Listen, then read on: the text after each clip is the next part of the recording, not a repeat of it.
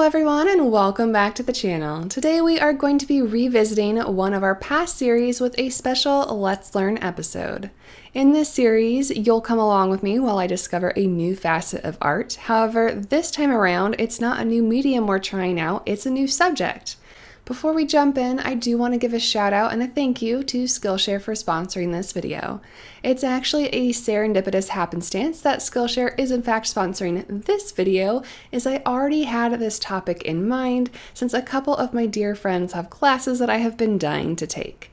That's right folks, after years of painting almost exclusively wildlife, today I am finally branching out of my comfort zone and studying human portraiture.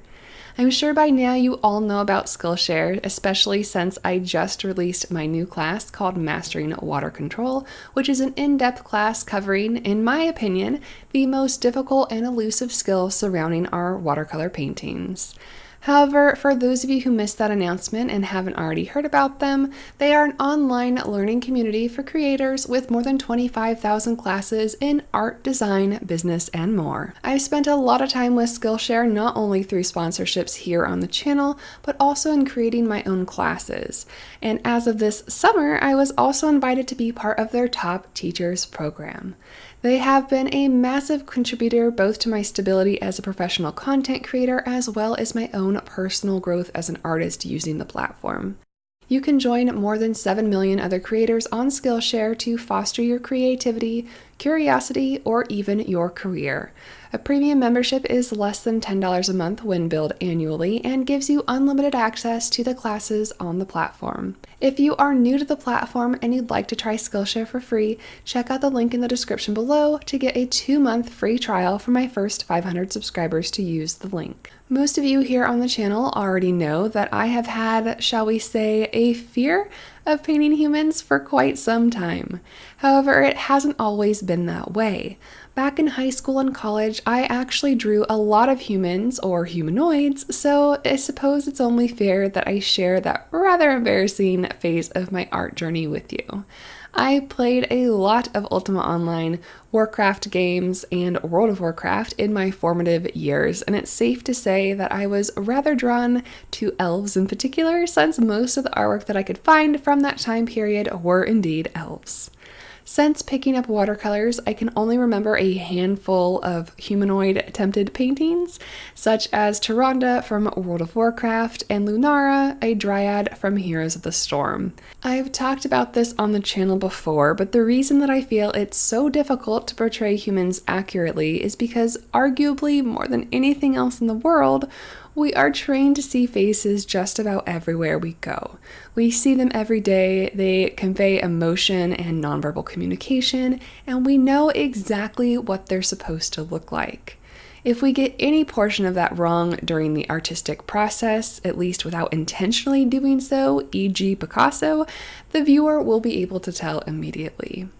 I have also found this to be true for big cats since they are so well loved by the human race. This painting is from 2015 when I first started with watercolors, and it's not horribly disfigured or anything, but you can certainly tell that something is a bit off. You can see that by 2018, I had grown much more confident and competent with my watercolor painting skills. So since I conquered that mountain, I suppose it's only fair that I try to tackle this one on humans too. As I mentioned at the top of this video, I have been aching to take some portraiture classes from both Granberry and Arleesha Yetzer, who you may know here on YouTube as well. First up was Jenny's class called Simple Monochromatic Portrait, in which she walks us through a step-by-step watercolor painting. I watched this class as soon as she released it, and I was delightfully excited to see her full process in action. I've been following Jenny's work for a while, but I didn't necessarily make the connection that we actually approach paintings in a very similar way, and we even use some of the same supplies even though our subjects differ. So if you find yourself drawn to the way that I paint animals and want to branch out into human portraiture, I can highly recommend keeping an eye on this class, those to come, as well as her other content. Another thing that I loved about this class was her use of a monochromatic study. All this time, I've been fearful of painting humans when the answer was actually staring me right in the face the entire time. Literally, the first two paintings that I ever painted on cotton watercolor paper were two monochromatic studies of a gorilla and a harpy eagle. I have no idea why it never occurred to me to approach humans in the same way, but I'm very grateful for Jenny pointing out this really glaring fact to me. There's a lot more reason behind this approach, but I don't want to step on Jenny or the class's toes, so I'm going to move directly into my experience with the class project. I decided to do these studies in a new sketchbook, which happened to have cellulose paper in it, as most sketchbooks do, and despite my own logic, Jenny and Arleesha all telling me to use cotton paper instead, somehow, some reason, my heart just really wanted them all in the same place in a sketchbook format, and this is what I had at the time, so oh well. I can say without a doubt that this project was harder on me than it needed to be because of the cellulose paper, and I could have gotten better results had I used the proper supplies. But that being said, I'm still ultimately happy with both the process and the end result. I used neutral tint from Daniel Smith for the entire study, along with my handy dandy trustworthy silver black velvet brushes. I did approach this painting a little bit differently than I normally would and how Jenny taught it in the class, and I used a more vectorized approach, I guess. I worked solely from light to dark in chunkier layers without painting what I call a value map first. I normally put in features that are really important or darker areas so that I kind of know where the painting is going, but I did want to approach this lesson in an entirely different way to help me break out of my old habits. I will admit that I fully intended to do a second version of this piece opposite of this one, using my usual techniques and again the way that Jenny taught it, but I was so pleased with how the first one turned out and the prospect of moving on to the next class that I just skipped it. I seriously don't think I would have had the same confidence level, though, to do that had I started with any other class. So I want to thank Jenny immensely for both her inspiration and encouragement, and I highly recommend taking a look at this class.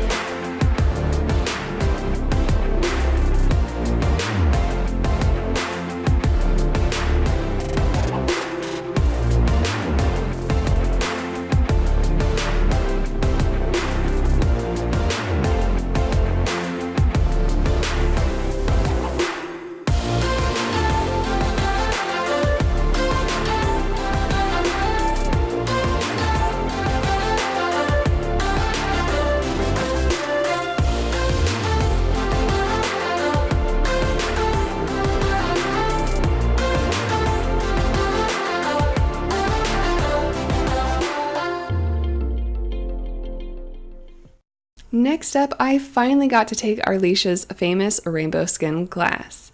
You guys all know Arla Bean, right? We have done a collab in the past, and I have always been such a huge fan of her work. She has a looseness to her style that I envy, and this class has been on my to-do list for a very long time. In this class, Arleesha walks us through how and why she paints skin the way that she does, using a variety of colors. I know it's rather odd for me to have gone from a monochromatic painting to this type of style, but I think it was a great exercise to open my mind to a huge new realm of possibility that I can confidently say that I never would have attempted had this class not been available. I actually find it rather funny because if you remember at the beginning of this video, I painted a purple-skinned elf and a pink-skinned dryad, neither of which obviously have natural human complexions. You'd think that I would know something about the topic of this colorful skin given that information, but haha, no, I didn't. You may also remember that those paintings looked rather flat and lifeless, and that's because I only used one color family in each skin tone. Of course, the idea of rainbow skin pushes things to the other extreme entirely, but I think by taking this class, it helped me to find a nice middle ground that will fit my style well moving forward in the future. This class project was completely open-ended as no specific line art was provided. We got to pick our own reference and then apply the techniques that we learned earlier in class. I have to admit that this was a bit daunting, and I'm actually going to take a moment to revisit a topic that I talked about a couple of years ago during another collaboration video. Drawing and painting are not the same skills, and while I have been painting non-stop for the past 4 or 5 years, I haven't spent much time drawing humans in the past decade, and to begin with, my drawing skills are not as strong as my painting skills are. However, watercolor painting requires you to have a solid foundation before you begin. Usually that means drawing an outline on the paper, though there are a lucky few who are good at pulling things straight from their mind and down onto the paper in a beautiful fashion. But I am not among the latter of those two. It takes me ages to get line art that I'm happy with, and I didn't really want to bum myself out by failing time after time with trying to get proportions accurately represented and trying to navigate a new subject at the same time. I'm very much reminded of my experience with that tiger painting collaboration because using a traced outline in that case allowed me to jump straight into painting and gave me the confidence that I needed to then tackle cat after cat following that experience. I wanted to apply the same process here, so I ended up plotting the major landmarks like the eyes, nose, mouth, ear, and jaw locations via a light box.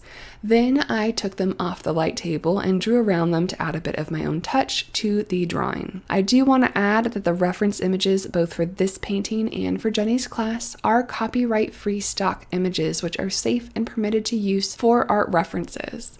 However, do note that if you are implementing this practice at home, you should consult sites like Pixabay or Unsplash to make sure that you have the legal rights to use those references heavily if you choose to do so. The same protections and uses are not permitted to all Google and Pinterest images. Those images belong to a photographer, so make sure that you're using images that you have permission to do so. I will add that I did draw my own portraits for Arleesha's little color studies that you already saw, which is why they weren't as accurate and didn't look as good. It will take my time, patience, practice, and many more classes for me to start to even understand and hopefully someday master human anatomy. But in the meantime, there shouldn't be anyone holding me or you back from practicing our painting skills if that's what you want to do. So don't let anyone tell you otherwise. For me, the painting practice actually helps me to learn to draw better. It teaches me where certain masses and curvatures and features belong and actually speeds up that whole learning process.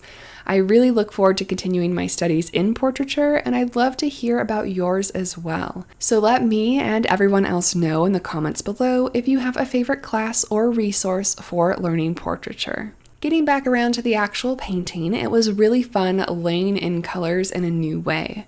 I did use a variation of Arleesha's limited palette suggestion for this class, which further pushed me out of my comfort zone in what I would have normally picked on my own for the same subject. And as a bonus, it actually landed me with a painting that is the Pantone color of the year of coral, so I guess it was meant to be at this particular time. I started with the reds and pinks in areas of the face that carry blood closer to the surface of the skin. I added yellows in areas of highlight, purples in areas of shadow, and blues in the areas that required a little bit more of a translucent look. Of course, all of that is explained in more depth in Arleesha's class, so be sure to learn from the master herself and check out her work. She, meaning the girl in the painting, not Arleesha, is of course not perfect, but for my first real color portrait, I think it's an honorable attempt. I will definitely spend more time learning how to soften the eyebrows and mouths moving forward, but I'm pretty happy with how the eyes and nose came out, and I'll even forgive the blooms on that darn cellulose paper because they do end up adding a little bit of interest to the piece.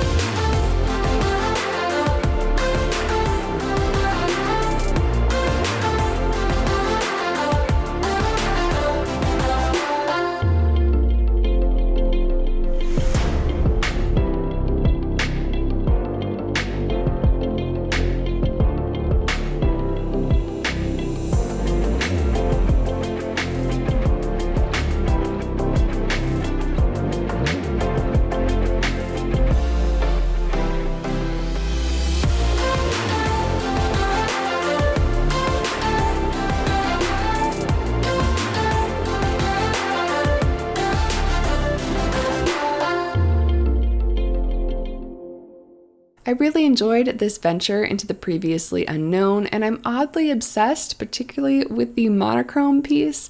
In fact, I think there might be coming down the pipeline because I just really enjoyed playing with the value so much. I also wanted to take a moment to reflect on personal growth, which I think is a huge portion of the learning process. I think it's really important to introspectively look at how far you've come in a given amount of time due to the work that you've put into it. I've shown both of these images throughout the video, but I think that side by side, it really drives the point home that these paintings were created less than 2 years apart, and you can really see how constant practice and dedication can pay off. As we wrap up this video, don't forget that there's a link in the description for that free trial on Skillshare where you can try out mine, or Arleesha's, or Jenny's, or many of your other favorite artists teaching more in-depth classes. Also, I haven't been able to mention it in a video yet, but there has been an Etsy shop update with the new zipper pouches, so if you've been waiting for those, be sure to check that out as well. If you don't see your favorite design, it's probably already sold out, so be sure to join my mailing list or follow me on Instagram to be notified of those updates in a more timely manner. Thank you all for joining me today to learn a little bit about my history with portraiture and my current adventures, and I hope that you'll stick around to see more. Thank you to Skillshare for sponsoring this video, to all of you for liking, commenting, and subscribing to the channel, and especially to my wonderful patrons for their constant support of everything I do.